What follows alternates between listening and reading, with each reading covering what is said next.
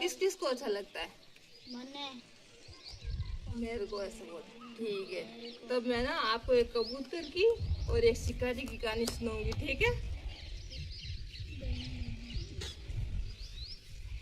घूमता रहता है, ठीक है? ठीक है, तो मैं आज आपको ना एक कबूतर और शिकारी की कहानी सुनाती हूँ, ठीक है? एक पेड़ होता है, उस पर बहुत सारे कबूतर रहते हैं। क्या रहते हैं? कबूतर। एक दिन है ना, सारे कबूतर चारे की खोज में उड़ते रहते हैं, ठीक है? उड़ते उड़ते वो देखते हैं कि एक जगह पर बहुत सारे दाने बिखरे हुए रहते हैं, तो सारे कबूतर जाके वहां पे जाके बैठ जाते हैं, ठीक है? फिर एक शिकारी आता है और उसके ऊपर जाल बिछा देता है जहाँ पे कबूतर होते हैं, ठीक है? कौन बिछा देता है जाल? शिकारी। तो फिर है ना, एक कबूतर होता है ना, उनके एक राजा होता है, उसको पता चल जाता है कि हमारे ऊपर जाल बिछा दिया है, ठीक है?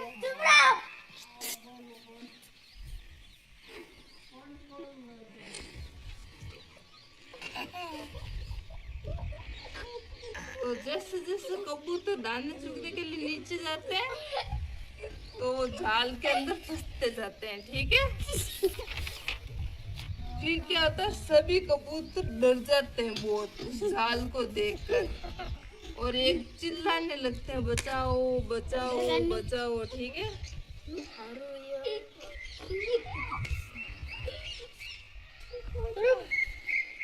फिर क्या होता है, वे एक दूसरे को दोस्त देने लगते हैं और आपस में लड़ाई करने लग जाते हैं, ठीक है?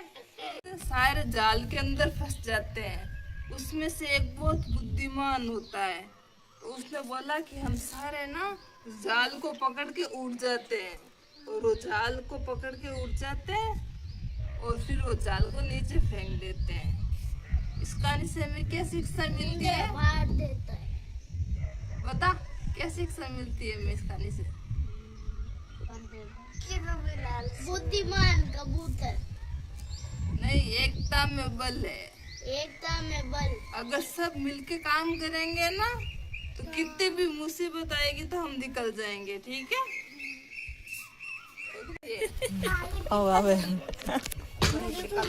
इसी वन में एक ऋषि अपने 20 शिष्यों के साथ रहता था। एक संत होता है, वो 20 अपने शिष्यों के साथ रहता है, ठीक है? शिष्य मतलब उसके चेले जो उसके पास रहते हैं, ठीक है? वो उसकी, जिसमें से 19 लोग होते हैं ना, उसकी बात मानते हैं। एक होता है ना, वो कभी उसकी बात नहीं मानता है, और वो अपने आप को बहुत बुद्धिमान समझता है, इसलिए वो किसी की बात नहीं मानता है, पर वो होता सबसे मूर्ख है, और वो अपनी गलती छुपाने के लिए दूसरों पर दोष बढ़ने में होशियार था। उससे सभी शिष्य परेशान था। गुरुजी भी जानते थे कि वे मूर्ख और दुष्ट है, लेकिन गुरुकुल के सभी काम सामूहिक होने के कारण उसकी मूर्खता साबित नहीं हो पाती थी। एक दिन गुरुजी को एक उपाय सूझा। उन्होंने उस शिष्य को प्यार से बुलाया और कहा, बस बाजार से घी और तेल ले आओ, तेल ले आओ, और उसको एक बड़ा सा पात्र दे दिया, ठीक है? एक बर्तन दे दिया और उसको बोला, इसमें घी और दाल लेके आ जाओ, और फिर वो दुकान पे चला गया।